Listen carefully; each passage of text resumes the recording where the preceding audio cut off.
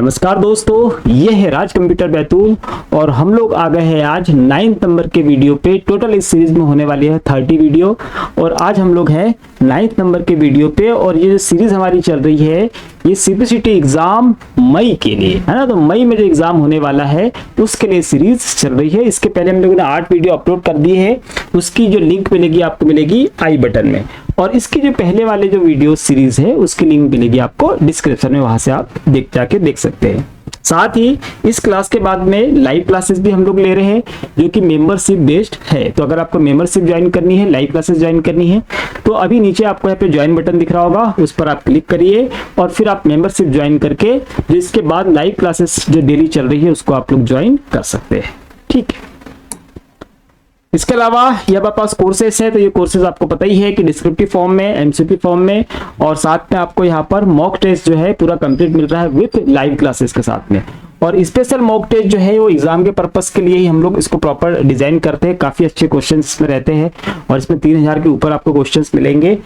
ये वाला जो कोर्स है आपको इसमें टोटल मिलेंगे आपको 60 को मॉक टेस्ट है ना।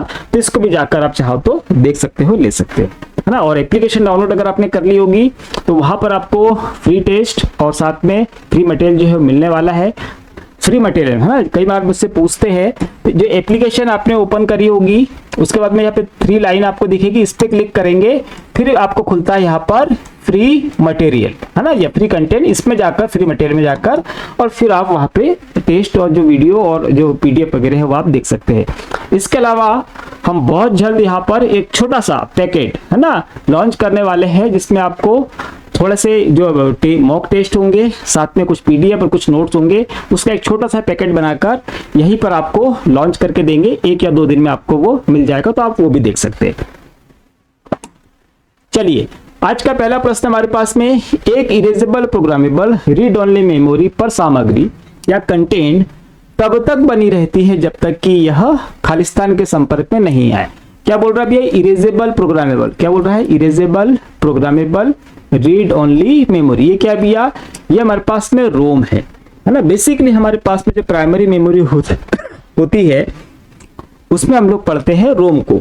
तो रोम हमारे पास में 3 प्रकार की होती है। एक हमारे पास में पी रोम, एक हमारे पास में होती है ईपी रोम और एक हमारे पास में होती है ई पी और ये हो गया हमारे पास में रोम। पी रोम जो होता है इसके क्वेश्चन मतलब इंडिविजुअल तीनों के क्वेश्चन आते हैं, तो हम तीनों की बात करेंगे। सबसे पहले हमारे पास पी रोम की अगर बात करें तो पी रोम जो होता है ये इस ऐसी रोम होती है, रीड ओनली मेमोरी होती है जिसको केवल एक बार प्रोग्राम हम लोग कर सकते हैं। ठीक है, उसके बाद इसको फेंकना होता है। मतलब यूज एंड थ्रो वाले जहां पे इक्विपमेंट्स होते हैं वहां पर पी रोम का प्रयोग किया जाता है। एग्जांपल बताऊं, जैसे हम लोग बच्चों के खिलौने देखते हैं, गेम वगैरह देखते हैं, कैलकुलेटर जो छोटे छोटे डिवाइसेस आते हैं, तो वहां पर क्या यूज कर रहे हैं हम लोग? पी रोम को। जैसे खराब हो गया तो फिर हम उसको क्या करते हैं? फेंक देते हैं, डिस्ट्रॉय कर देते हैं, वो दोबारा काम में नहीं आते हैं। तो उसके अंदर क्या लगा होता है? उसके अंदर होता है पी रोम जो केवल एक बार प्रोग्राम किया जा सकता है और इसकी लागत बहुत कम होती है। इसके बाद फिर हमारे पास में आता है ईपी रोम। ईपी रोम जो होता है इसको हम फिर से प्रोग्राम कर सकते हैं, लेकिन एक कंडीशन है ना कि हम इसको खुद नहीं कर सकते हैं।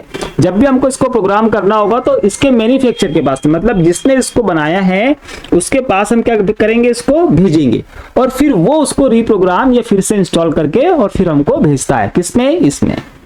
अगर हम बात करें ईपी रोम की, क्या फुल फॉर्म है इसका? Electrically erasable programmable read only memory. Electrically erasable programmable read only memory ये क्या काम करती है? तो भैया इसकी खास बात ये है कि इसको हमको फिर से प्रोग्राम करना था तो कहाँ भेजना था? मैन्युफैक्चर के पास में। लेकिन ईपी रोम जो ईपी रोम हमारे पास में होता है इसको फिर से अगर प्रोग्राम करना है तो हमको मैन्युफैक्चर के पास में नहीं भेजना होता है। हम हाई फ्रीक्वेंसी की पल्स उत्पन्न करके उसको खुद ही रीसेट कर सकते हैं। तो इसको आप याद रखिएगा। ठीक है, अब हमारे पास में प्रश्न, एक erasable programmable read only memory पर सामग्री या कंटेंट कब तक बना रहता है ना, जब तक वो खालिस्तान के संपर्क में नहीं आए। हमको बोल रहा है अल्ट्रावायलेट, इलेक्ट्रिकल, रेडियो और मैग्नेटिक सिग्नल। तो देखिए ये जो हमारे पास ईपी रोम होता है ये जैसे ही किसके आता है? अल्ट्रावायलेट जो लाइट होता है इसके संपर्क में आएगा, वैसे इसके अंदर का डाटा अपने आप नष्ट हो जाएगा। ठीक है, बस इतना सा याद रखना है इसके लिए। और बाकी जो क्वेश्चन है वो हमने कवर कर लिए। अगला है डिलीट किए गए ईमेल्स को स्टोर करने के लिए निम्नलिखित में से किस फोल्डर का उपयोग किया जाता है। भाई कंप्यूटर में या हमारे पास मेल्स में एक बात तो अच्छी होती है कि धोखे से कोई फाइल डिलीट हो जाए या फोल्डर डिलीट हो जाए तो उसको सेव करने के लिए एक जगह होती है। जैसे हमारे कंप्यूटर से अगर कोई फाइल या फोल्डर डिलीट हो जाए तो रिसाइकल बिन में जाकर सेव हो जाता है, ठीक है, वहां से हम उसको रीस्टोर कर सकते हैं। इसके अलावा अगर हम ईमेल की बात करें तो ईमेल में भी क्या होगा कि जैसे ही हम कोई ईमेल को डिलीट करते हैं, है ना, तो क्या तो खुद करेंगे या जानबूझ के हो जाएगा, तो वो कहाँ जाकर सेव होता है, तो वो जाकर सेव होता है कहाँ पर, वो जाकर सेव होगा इस ट्रैश वाले फोल्डर के अंदर, है ना। यहाँ पे हमको ऑप्शन में दे रहा है इनबॉक्स। इनबॉक्स में जो मेल आते हैं, है ना, ऑथेंटिकेट पर्सन के द्वारा या कुछ एक्चुअल फर्म्स के द्वारा अगर मेल अगर आपको आता है तो कहाँ मिलेगा आपको, इनबॉक्स में।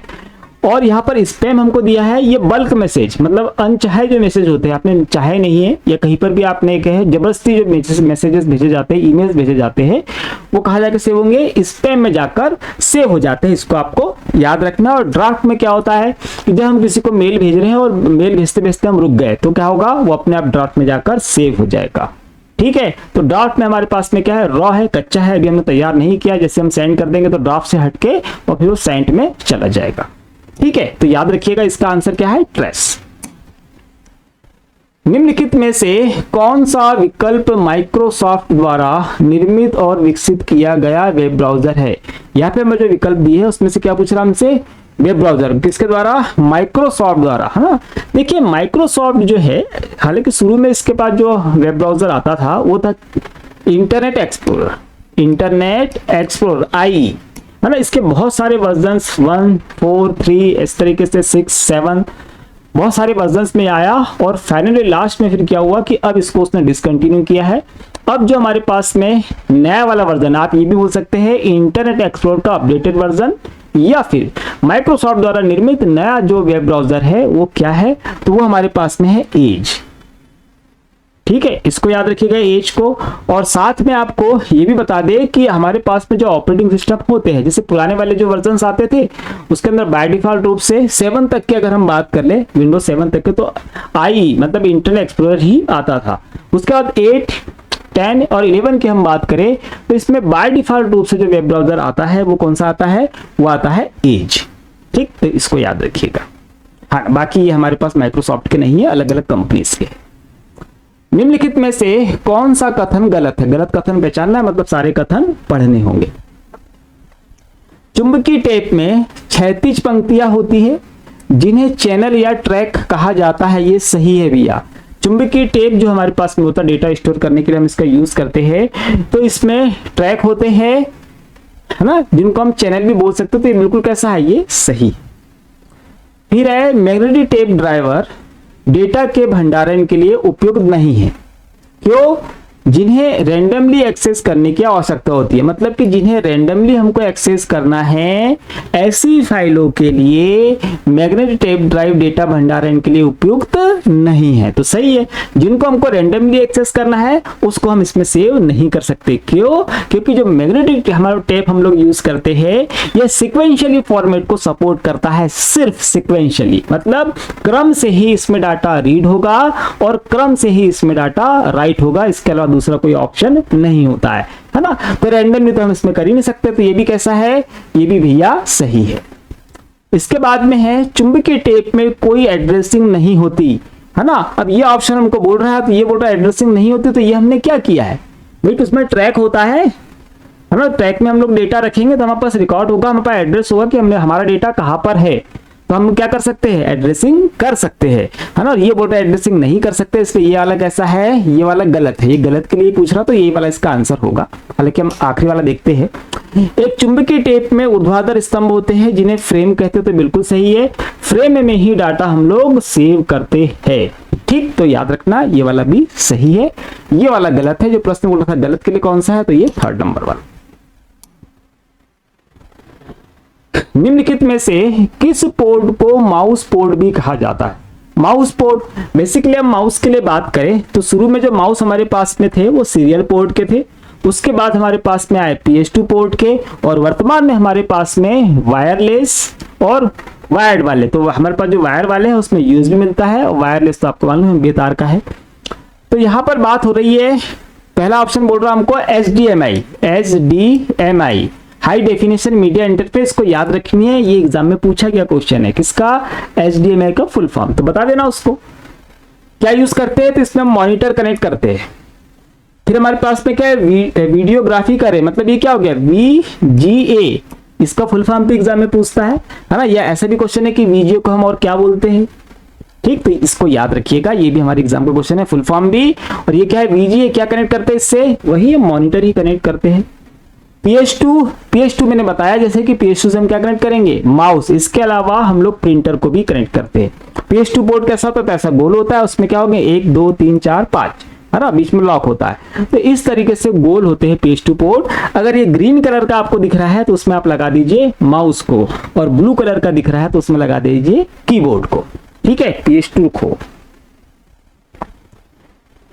ये देखिए यहां पर दिख रहा है हमको, तो ये ग्रीन वाला है, इस तरफ वाला, ये ग्रीन वाला आपके पास में, ये इसमें माउस लगाएंगे हम लोग, और जो ब्लू वाला है इसमें हम क्या लगाएंगे? इसमें लगाएंगे हम कीबोर्ड को, है ना। बस याद रखना गोल वाले होते हैं। चलिए इसके बाद हमारे पास में है MS एक्सेल 2010 वर्कशीट में करेंट रो की सभी सेलों को सेलेक्ट करने के लिए, करेंट रो को, है ना। इसके पहले कल की क्लास में भी हम लोगों ने इस पे बात करी थी, हालांकि वहां पर हम लोग को बात कर रहे थे किसकी? कॉलम की। और यहाँ पे फिर ये प्रश्न आ गया हमारे पास में किसके लिए? रो के लिए। तो ये हमारे पास कॉलम है, कॉलम को सेलेक्ट करना हो तो कंट्रोल प्लस क्या यूज करेंगे हम लोग? Space bar. और हमको ये रो सेलेक्ट करना है तो हम लोग क्या करेंगे? वही कंट्रोल लगाएंगे, सॉरी शिफ्ट के साथ में क्या करेंगे? शिफ्ट प्लस स्पेस बार, है ना। रो सेलेक्ट करना है तो क्या करेंगे हम? Shift plus space bar. और कॉलम होगा तो कॉलम के लिए क्या है? Control plus space bar. Simple है, बार बार पूछा जाता है, इसको याद कर लेना दोनों क्वेश्चंस। MS वर्ड 365 में कंट्रोल E का शॉर्टकट है, कंट्रोल E MS वर्ड में। देखिए अब यहां पर उसने बोल दिया 365, तो ऐसे प्रश्न में याद रखना कि कोई भी वर्जन हो, कोई फर्क हमको नहीं पड़ता है। कंट्रोल E बेसिकली हमारे पास में अलाइनमेंट्स की कमांड है। MS वर्ड के लिए ये क्वेश्चन भी आता है कि MS वर्ड में कुल कितने प्रकार का अलाइनमेंट होता है? तो MS वर्ड में कुल होता है कितने? 4 प्रकार का अलाइनमेंट होता है, पहला, दूसरा, तीसरा और चौथा। पहला क्या हमारे पास में? लेफ्ट, दूसरा राइट, तीसरा हमारे पास में सेंटर और चौथा हमारे पास में है जस्टिफाई। लेफ्ट, राइट, सेंटर और जस्टिफाई, टोटल 4 प्रकार के टेक्स्ट या पैराग्राफ हम अलाइनमेंट का यूज कर सकते हैं, उसको आप याद रखिएगा। ये इसी में से एक की है, किसकी? कंट्रोल E क्या करेगा? ये करेगा भैया सेंटर अलाइनमेंट। क्या करने वाला है? Centre alignment. देखिए क्या बोलता है, चयनित टेक्स्ट को सेंटर अलाइन करने के लिए, हाँ यही सही हो जाएगा। चयनित टेक्स्ट जस्टिफाई के लिए क्या यूज करेंगे हम? Control plus J। Right align के लिए क्या करेंगे हम लोग? कंट्रोल प्लस R यूज करेंगे, है ना। फाइल मेनू विकल्प प्रदर्शित करने के लिए हम लोग क्या करेंगे? हम लोग क्या करेंगे? Alt plus F। इससे क्या आ जाएगा? आपका फाइल मेन्यू आ जाएगा ऊपर से निकल के, ठीक है। तो इसको भी आप याद रखिएगा। खालिस्तान पहला ब्राउजर था जो अलग विंडो में छवियों को प्रदर्शित करने के बजाय टेक्स्ट के साथ छवियों को इनलाइन प्रदर्शित करता था। तो पहला जो वेब ब्राउजर है, ये हमारे एग्जाम में पूछता है, बार बार क्वेश्चन आते हैं, अभी 2 बार 3 बार से कुछ 2 बार से क्वेश्चन इसके नहीं है, उसके पहले भी है। पहला वेब ब्राउजर कौन सा है या पहला ग्राफिकल वेब ब्राउजर कौन सा है? तो हम लोग नेटस्केप की बात कर ले या हम मौसिक की बात कर ले, इन लोगों के बारे में क्वेश्चन लगातार पूछे जाते हैं, तो आप याद कर लीजिएगा। यहाँ पर हमारे पास में ऑप्शन में क्या दिया है? ये दिया है मौसिक या हम मौजिक उसको बोलते हैं, तो इसका आंसर यही होगा, है ना। क्या है? पहला ब्राउजर था जो अलग विंडो या छवियों को प्रदर्शित करने के बजाय टेक्स्ट के साथ छवियों को इनलाइन प्रदर्शित करता था। तो क्या होगा? वो मौजिक या मौसिक ही होगा, है ना। ये बहुत रिपीटेड क्वेश्चन है, मोस्ट कॉमन क्वेश्चन है, इसको याद रखिएगा, ठीक। और ये कैसा है? पहला पॉपुलर भी है, इसके पहले भी बने थे पर पॉपुलर नहीं थे, इसलिए वो इस श्रेणी में ही नहीं आ पाए, वही अंदर अंदर चलते थे, पब्लिकली नहीं आए। तो ये पहला पब्लिकली एक्सेप्टेबल और यूजेबल वेब ब्राउजर था, इसलिए इसका नाम सबसे पहला आता है, ये भी याद रखिएगा, है ना। लिनक्स ये टेक्स्ट हमारा टेक्स्ट ब्राउजर है, ओपेरा और मोजिला ये बाद में आए हैं, दोनों के दोनों, है ना। ये भी ब्राउजर है लेकिन क्या टेक्स्ट ब्राउजर है, इसलिए। निम्नलिखित में से कौन सा Libre Office software suite program नहीं है? लिब्रे ऑफिस, है ना, बेसिकली बात किसकी हो रही है? ओपन ऑफिस की। ओपन ऑफिस, ओपन ऑफिस में लिब्रे हम लोग पढ़ते हैं और हम पढ़ते हैं अपाचे, है ना। देखिए इसके बहुत ज्यादा क्वेश्चंस तो नहीं है, लेकिन फिर भी Libre Office, Open Office, Apache, इनके क्वेश्चन हमारे एग्जाम में आते हैं। हमको बोल रहा है Libre Office Excel, Libre Office Writer, Calc और इम्प्रेस। देखिए इम्प्रेस तो वहाँ प्रयोग किया जाता है जैसे हमारे पास में ओपन एमएस ऑफिस में पावर पॉइंट होता है, वैसे इसमें क्या होगा, इम्प्रेस। लिब्रे ऑफिस कैल्क, जैसे हमारे पास एक्सेल होता है वैसे इसके पास कैल्क होता है। राइटर, जैसे हमारे पास एमएस वर्ड होता है वैसे इसके पास में राइटर होता है। यहाँ पे बोल रहा है एक्सेल, तो इसमें एक्सेल नहीं होता है, लिब्रे ऑफिस एक्सेल नहीं होता है, लिब्रे ऑफिस क्या होता है, कैल्क होता है ना। इसलिए ये वाला आंसर कैसा है, गलत। ये गलत के लिए पूछ रहा होगा, हाँ नहीं है तो ये वाला नहीं है, इसका ऑप्शन नंबर 1 सही होगा। खालिस्तान उपलब्ध या उपभोग की गई सूचना क्षमता की बिट दर है जो आमतौर पर प्रति सेकेंड बिट्स के मीट्रिक गुणकों में व्यक्त की जाती है ना। किसमें, बिट्स पर सेकेंड, इसमें दर्शाई जाती है। क्या दर्शाई जाती है, तो अगर इसके पहले की आपने वीडियो देखे होंगे, पहला या दूसरा, वहां पर भी मैंने इसको एक्सप्लेन किया था, है ना। सेम वही चीज यहाँ पर है ना। बिट्स पर सेकेंड में हम लोग क्या नापते हैं, तो बिट्स पर सेकेंड में हम लोग नापते हैं क्या, बैंडविड्थ नापते हैं। ठीक है, इसको आप याद रखिएगा। और क्या बता रहा है ये, खालिस्तान उपलब्ध है मतलब बैंडविड्थ के लिए है, उपभोग की गई सूचना क्षमता की बिट दर है, ट्रांसफर रेट है, स्पीड है, गति है ना। तो उसके लिए हम यूज करते हैं किसको, बैंडविड्थ को। इसको याद रखना, स्पीड, प्रोटोकॉल, वहां पर ग्रुप ऑफ रूल्स होता है ना। आवृत्ति मतलब फ्रीक्वेंसी रेट की बात हो रही है, तो यहाँ पर क्या है हमारे पास में, बैंडविड्थ होती है, ये याद रखना, बिट्स पर सेकेंड। निम्नलिखित में से किसका उदाहरण क्रिप्टो लॉकर है। क्रिप्टो लॉकर क्या होता है भैया, क्रिप्टो लॉकर मतलब क्या कर देगा, आपके डाटा को लॉक कर देगा, है ना। आपके कंप्यूटर में डेटा है और आपके डेटा को कोई बाहरी व्यक्ति क्या कर देगा, लॉक कर देगा। आप फिर उसको यूज नहीं कर सकते, एक्सेस, एडिट वगैरह कुछ नहीं कर सकते आप। सारा का सारा कंट्रोल इसके पास में, उसके, और वो क्या करेगा, उसको लॉक करके रखेगा। उसके बाद में फिर वो आपसे क्या करेगा, वो आपसे मांगेगा पैसे, है ना, कि आप पैसे दे दो तो आपके लॉक हटा दिए जाएंगे। फिर आप पैसे देते हो और फिर वो आपके डाटा पे से लॉक जो है उसको हटा देते हैं। तो क्रिप्टो लॉकर का आया क्या समझ में आपको। अब इसका उदाहरण क्या है वो हमको बताना है। हमको बोल रहा है वॉर्म, वॉर्म में क्या करता है भैया, ये अपनी खुद की प्रतिलिपि बनाता है, copy of copy of copy of बनाता है और आपकी हार्ड डिस्क फुल कर देगा, कंप्यूटर स्लो हो जाएगा। एडवेयर क्या है, ये आप पे नजर रखते हैं, आपके द्वारा सर्च किए गए कंटेंट को और उसी के अकॉर्डिंग फिर आपको ऐड दिखाते रहते हैं।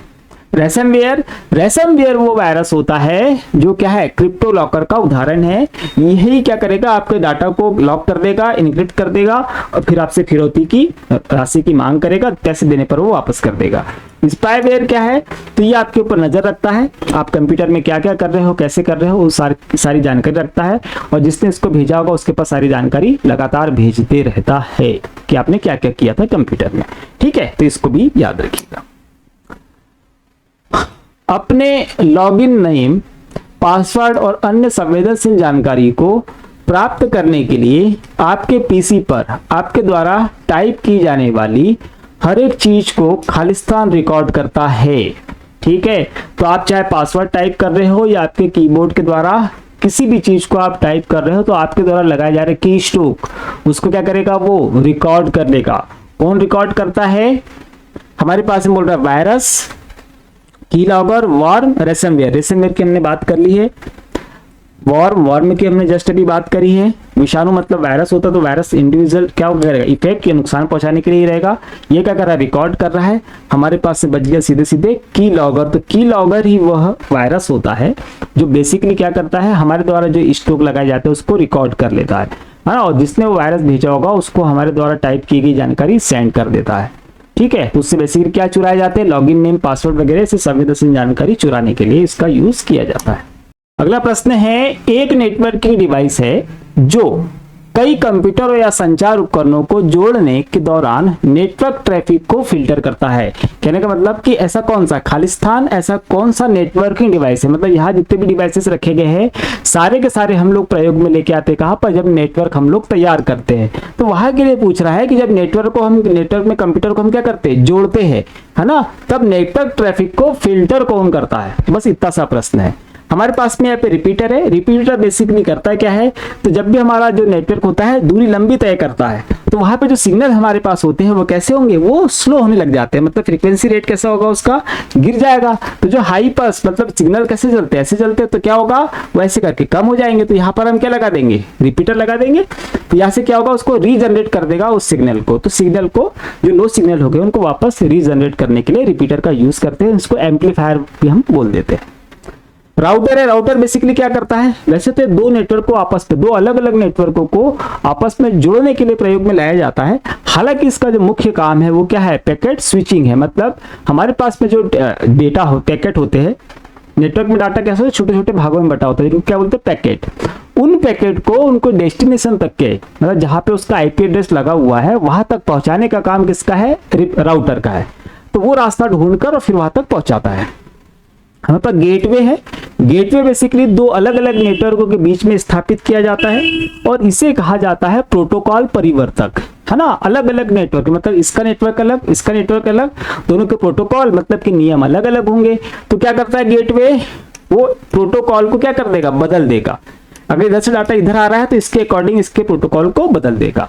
तो गेटवे को याद रखना, इसको प्रोटोकॉल परिवर्तक कहा जाता है। ये भी दो अलग अलग नेटवर्कों के बीच में ही लगाया जाता है। स्विच, स्विच बेसिकली क्या करता है, तो जब भी हम कंप्यूटर को आपस में कनेक्ट करते हैं तो वहां पर हम स्विच या हब का ही यूज करते हैं। और ये जो स्विच होता है यही क्या करेगा, ट्रैफिक को फिल्टर करेगा।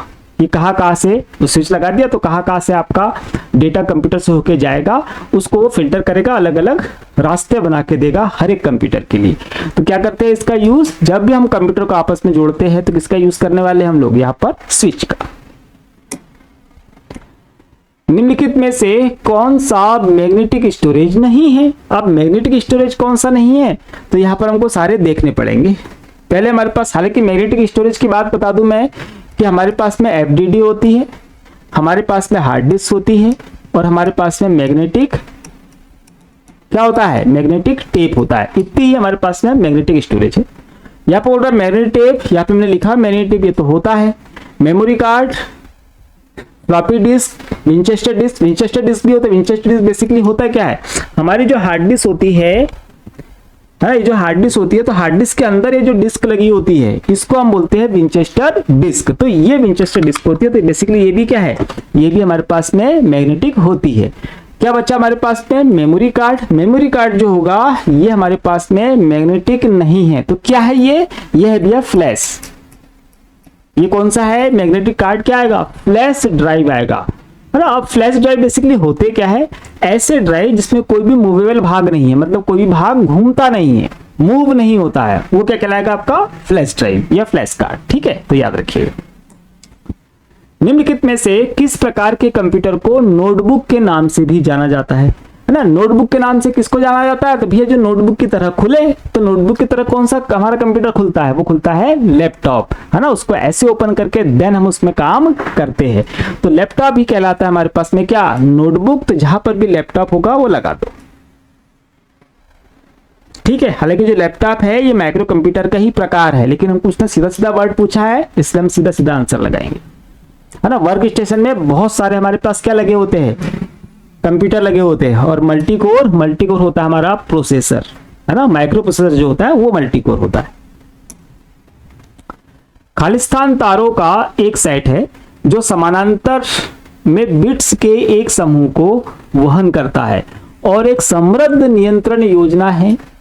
यह एक कंप्यूटर सिस्टम के दो या दो से अधिक उपकरणों के बीच संचार पथ प्रदान करता है। फिर से देख लीजिए, खालिस्तान तारों का एक सेट है, मतलब तारों का समूह है, ठीक है, जो समानांतर मतलब क्या होगा, पैरेलल में बिट्स के एक समूह को वहन करता है। पैरेलल में बिट्स के एक समूह को, बिट्स के एक समूह मतलब मल्टीपल बिट्स हो गई, बिट्स का समूह मतलब कितना हो गया, 8 बिट हो गया, समूह को वहन करता है और एक संबद्ध नियंत्रण योजना, है ना। यह एक कंप्यूटर सिस्टम के दो या दो से अधिक उपकरणों के बीच संचार पथ प्रदान करता है।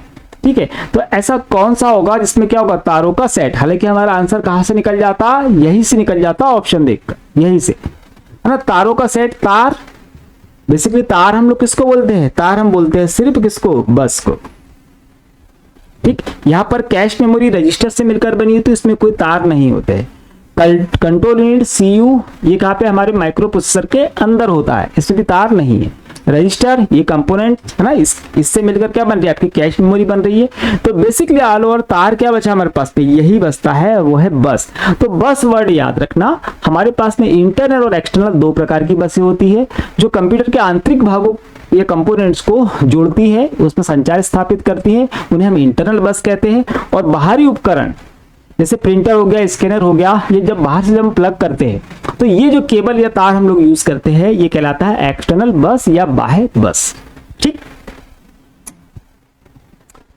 MS वर्ड 2010 में पैराग्राफ की लाइन स्पेसिंग के संबंध में निम्नलिखित कथनों पर विचार कीजिए। मतलब यहाँ पे जो लाइनें दो कथन दिए हैं, ये पहचानना है हमको कौन सा सही है कौन सा गलत है, या दोनों सही है दोनों गलत है। लाइन स्पेसिंग किसी पैराग्राफ की लाइनों के बीच लंबवत स्पेस का परिणाम निर्धारित करती है ना। लाइनों के स्पेस मतलब एक लाइन ये एक लाइन ये, तो दोनों के बीच में कैसा ये वाला स्पेस, तो ये कैसा होता है, ये लंबवत या वर्टिकल ही होता है। मतलब ये वाला कैसा है भैया, सही। लाइन स्पेसिंग किसी पैराग्राफ के टेक्स्ट की लाइनों के बीच विकर्णवत स्पेस का परिणाम निर्धारित करती है। तो दो लाइन ये एक लाइन ये एक लाइन ये, तो ऐसे विकर्णवत स्पेस नापती है क्या, नहीं। वो कैसे नापती है, बिल्कुल ऐसा। तो ये वाला जो कैसा है, सेकंड वाला गलत है, ये वाला सही है। तो इस 17 का ऑप्शन नंबर क्या आएगा, केवल क्या लिखा है इसमें, केवल P। केवल P का है, यह है केवल P। ठीक है, ये सही, बाकी दो गलत। MS एक्सेल 2010 में वर्कशीट में एक ही सेल में एक नई लाइन प्रविष्ट करने के लिए निम्नलिखित में से कीबोर्ड शॉर्ट का प्रयोग किया जाता है। ठीक है, MS एक्सेल की बात कर रहा है, किसी भी वर्जन की बात करें कोई फर्क नहीं पड़ता, मैं बार बार बोलता हूं, याद रखना। मैं वर्कशीट में एक ही सेल में एक नई लाइन प्रविष्ट करना है, मतलब क्या कि भाई एक सेल ये है ना, यहाँ पे आपने डाटा लिख लिया है, अब इसी सेल में आप एक और डाटा लिखना चाहिए, एक और लाइन लिखना चाहते हो। तो यहाँ पर अगर हमने एंटर किया तो क्या होगा, कर्सर मूव करके सेल पॉइंटर मूव करके कहाँ चले जाएगा, नेक्स्ट सेल में चले जाएगा। हमको इसी में एंटर करके और लिखना है नेक्स्ट लाइन पे, तो हम क्या करेंगे, हम लोग यहाँ पर यूज करते हैं किसको, आल्ट प्लस क्या यूज करने वाले हैं हम लोग, एंटर। आल्ट प्लस एंटर का यूज करेंगे और उसके माध्यम से हम लोग एक ही सेल में दो लाइनों में डेटा, 2 3 4 जितनी लाइनों में लिखना है लिख सकते हैं। तो लाइन ब्रेक करने के लिए सेल के अंदर ही हम लोग आल्ट प्लस एंटर का यूज करते हैं, बस ये याद रखना है। निम्नलिखित में से कौन सा नेटवर्क में विभिन्न उपकरणों की लेआउट व्यवस्था को संदर्भित करता है ना। हमारे पास निम्न में से कौन सा नेटवर्क में विभिन्न उपकरणों मतलब डिवाइसों की लेआउट व्यवस्था, मतलब कैसे हम व्यवस्थित करेंगे, को संदर्भित करता है। हमको बोल रहा है close system, open system, transmission mode और नेटवर्क टोपोलॉजी। तो लेआउट मतलब क्या होगा कि हम किस तरीके से कंप्यूटर अरेंज कर रहे हैं नेटवर्क में, तो बेसिकली वो क्या कहलाएगा, वो कहलाएगा नेटवर्क टोपोलॉजी। फिजिकली रूप से जिस तरीके से हम कंप्यूटर को अरेंज करते हैं, चाहे रिंग हो, चाहे मेस हो, चाहे हमारे पास हाइब्रिड हो या ट्री टोपोलॉजी हो, हर एक प्रकार की जो टोपोलॉजी होगी वो यही निर्धारित करेगी, ठीक, लेआउट को उसकी। फिर डेटा प्रतिधारण क्षमता के आधार पर निम्नलिखित में से कौन सा विकल्प वोलेटाइल सेमीकंडक्टर मेमोरी का सही वर्गीकरण है ना। डेटा प्रतिधारण मतलब डेटा को स्टोर करने के लिए वोलेटाइल सेमीकंडक्टर मतलब कौन सी मेमोरी कैसी होगी, वोलेटाइल मेमोरी का सही वर्णन कर रही है। मतलब यहाँ पे जो मेमोरी हमारे पास दी गई है इसमें कौन सी ऐसी मेमोरी है जो कैसी है, वोलेटाइल है। बेसिकली वोलेटाइल और नॉन वोलेटाइल की डेफिनेशन बोलती है, वोलेटाइल ऐसी मेमोरी होती है जिसके अंदर का डाटा बिजली सप्लाई जाने के बाद अपने आप नष्ट हो जाता है, जबकि नॉन वोलेटाइल ऐसी मेमोरी होती है जिसके अंदर का डाटा बिजली सप्लाई बंद करने के बाद भी जैसा का वैसा रहता है। तो यहाँ पर हम लोग नॉन वोलेटाइल में हमारे पास रोम है और वोलेटाइल में हमारे पास में रैम है ना। तो क्या है हमारे पास में, S RAM, D RAM, RAM और रोम जहां पे भी रोम आएगा तो नहीं आएगा, क्या चाहिए हमको, दोनों की दोनों चाहिए हमको रैम। तो एस रैम और डी रैम, स्टैटिक रैम और डायनेमिक रैम, ये रैम के दो भाग होते हैं, दो प्रकार की रैम होती है, ये भी आपको याद रखना है। साथ में ये भी याद रखिएगा कि स्टैटिक जो रैम होती है इसका यूज किया जाता है कंप्यूटर की सबसे तेज मेमोरी, कैश मेमोरी के निर्माण में एस रैम का यूज करते हैं, ये भी याद रखना, ये सबसे तेज होती है। ठीक है। और ये डी-रैम कैसी होती है, स्लो होती है, इसको बार बार रिफ्रेश करने की आवश्यकता भी होती है। चलिए तो हम मिलते हैं अगले क्वेश्चन पे। अब अगले क्वेश्चन पे नहीं, हम मिलेंगे अगले वीडियो पे, ठीक है। तो यहाँ तक के आए हो, वीडियो को शेयर करें, चैनल को सब्सक्राइब करें ताकि आपको ये पूरी सीरीज मिल जाए, और वीडियो को शेयर कर दीजिए मल्टीपल लोगों के पास में, और वीडियो को लाइक जरूर करें, ठीक है। हम लोग मिलते हैं नए वीडियो के साथ में, नए क्वेश्चन के साथ में। तब तक के लिए जय हिंद।